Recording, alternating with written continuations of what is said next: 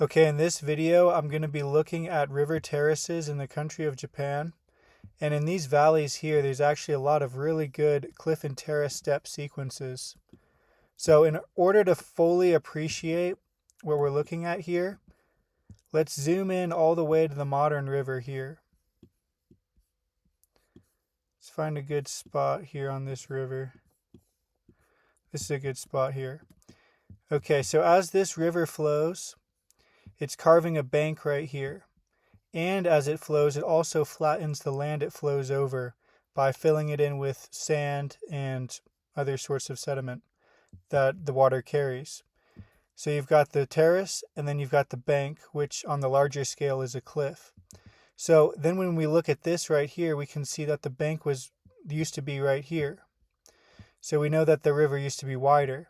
And then we go out one more and see the bank used to be here.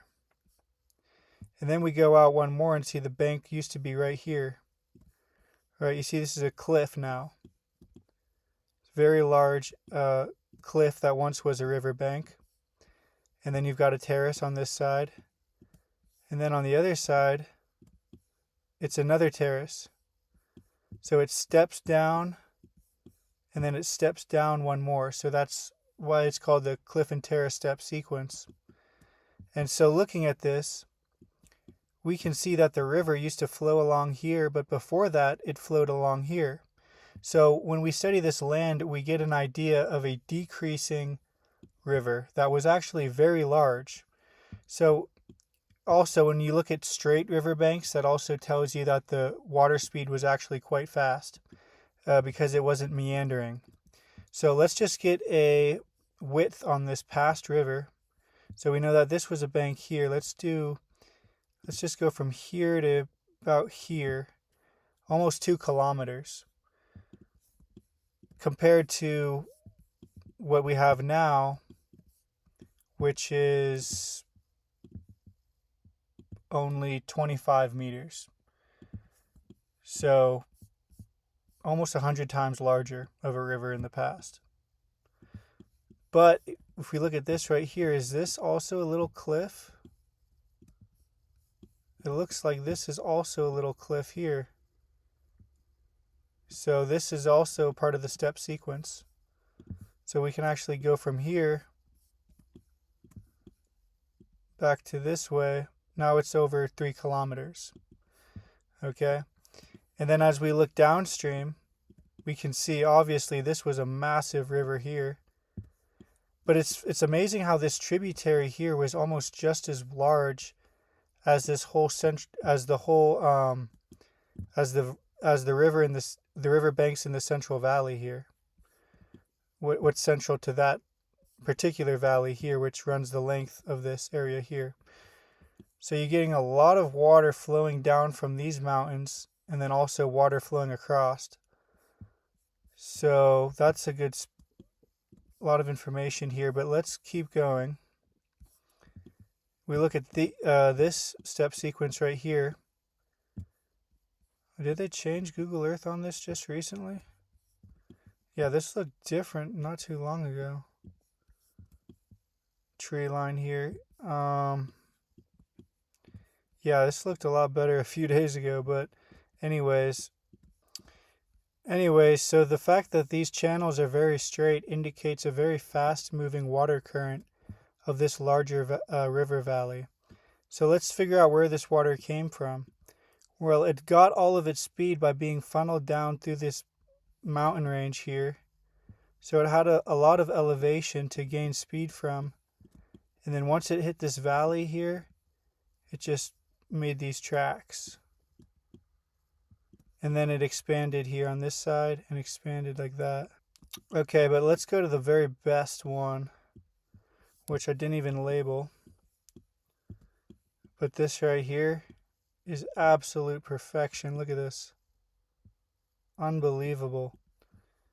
So clearly this is a river channel here. You can see the bank. And then one more past is this river bank. And then one more, this bank is even larger. I measured it about 100 feet in height. And then you've got one more past it here, and they both curve like a river. So this is one of the best cliff and terrace step sequences, definitely in all of Japan. No doubt about that. Let's get a measurement on it. Yeah, 3 kilometers.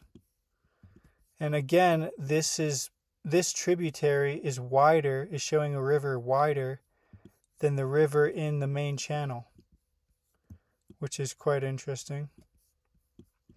And then the tributary right next to it also has some good terraces. The outer bank is much larger in both of these examples. The very large outer bank, and then the more modern, as it decreases, these steps get smaller. I guess this is a kind of a small step, but in general, they get smaller as you get closer towards the modern river. And for example, this step here is much smaller than this one, and this one, and these other ones. And in the main valley, you actually find a really wide terrace here. So it gives us so much data on the past river. Almost 2 kilometers there.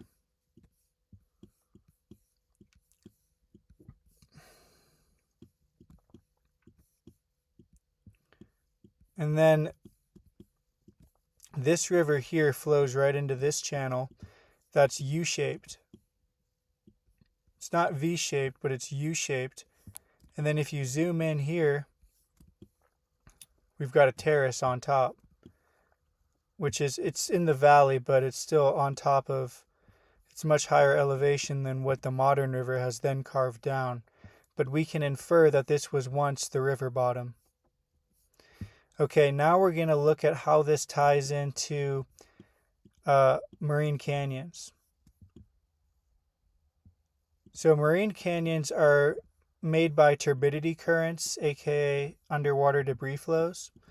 So if you've got an event where a lot of moving water is moving a lot of debris, a lot of rocks and boulders, and a lot of sand is being moved, then that's going to carve something underwater like this. This one over here is a really good example.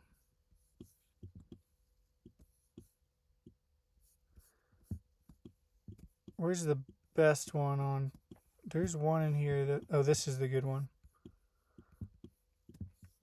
Okay, so you've got all this moving water that enters right into this cove, which the water probably carved the cove like a channel, right?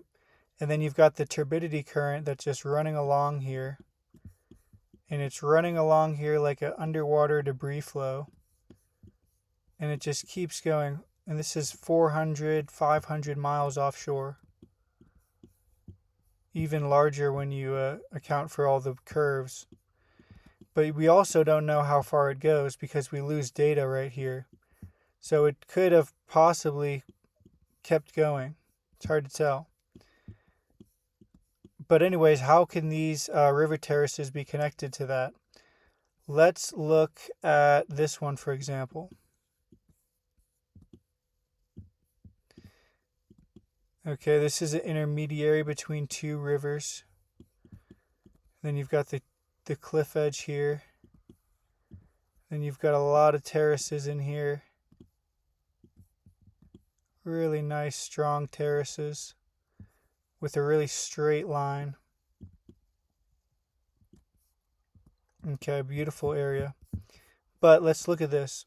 If that river's going this way, it went right through here, and then right into this area that made this marine canyon, that then goes down, and here you've got the canyon. But let's see how wide this canyon is. Right now the depth on the canyon is over 4,000 meters deep. So it's super deep, and it's over 2 kilometers wide. So that's very impressive. And there's some more marine terrace or river terraces up there. But let's look at this spot here. Wow, this looks like a massive cliff and terrace step sequence, except for it's not a river terrace because it's in the middle of the ocean. So this is then called a marine terrace. Now, should we extrapolate that this marine terrace was made by a river current or an ocean current of some kind? Or was it made by wave action? Well, there's several different ways we can tell between wave action and river currents. And I'm not going to be able to get into that completely into this video, but I just want you guys to start thinking about if they're made from wave action or from a current. So that's all for this video. Thanks for watching, and stay tuned.